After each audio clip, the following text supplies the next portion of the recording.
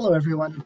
So today I'm going to be speaking on the French colonization in Djibouti, Africa. I'm very happy I kind of got this topic because I've actually been to Djibouti and till this day, being able to learn, I didn't know much about the history or the colonization of the French. I knew that the French were military present. Their military was present in Djibouti, and I also knew that a lot of the locals spoke French along with their native tongue.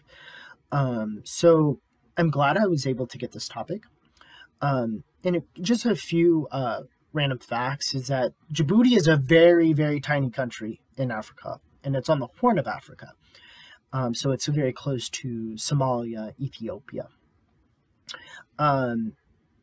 Their resources are very minimal. It's a giant desert. It doesn't rain very much. And so we'll kind of go into those topics of why did the French want to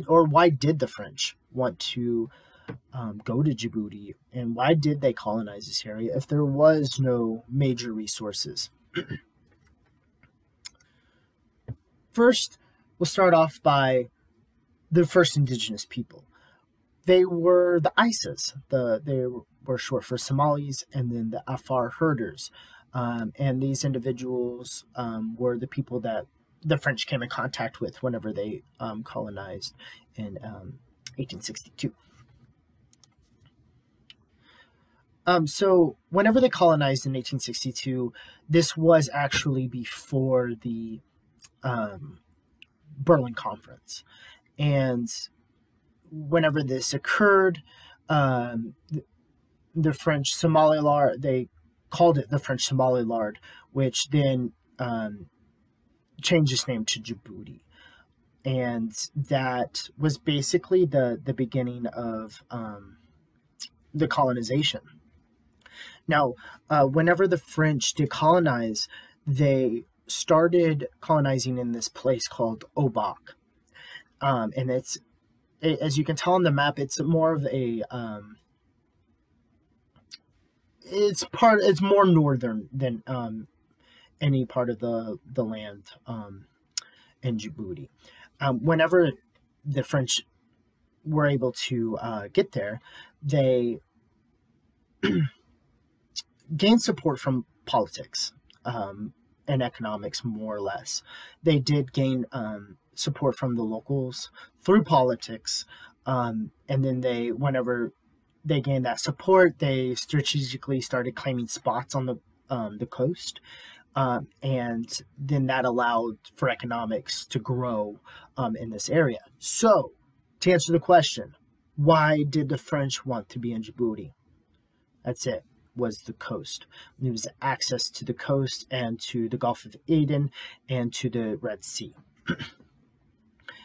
So whenever they started colonizing, there was the Suez Canal. The Suez Canal was being built, and this was being built by the French and the British. And this allowed for the French to gain access to coal. And this allowed for the British and the French to basically control the resources in different parts of that area of Africa. And so whenever that occurred, the French actually moved more south, and they found a port in Djibouti, which is now Djibouti City, and it's one of actually the biggest ports in that area. We'll kind of talk about that here more in a second. Okay, this is actually, I just wanted to put a little light on this.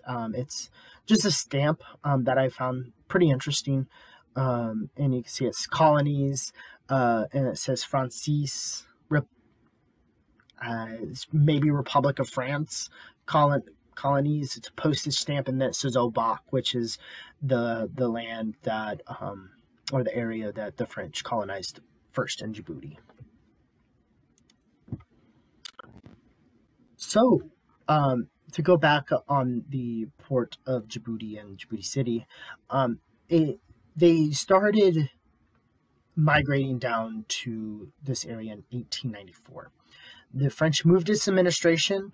So it was more of a sheltered area, and it allowed for the French to essentially grow.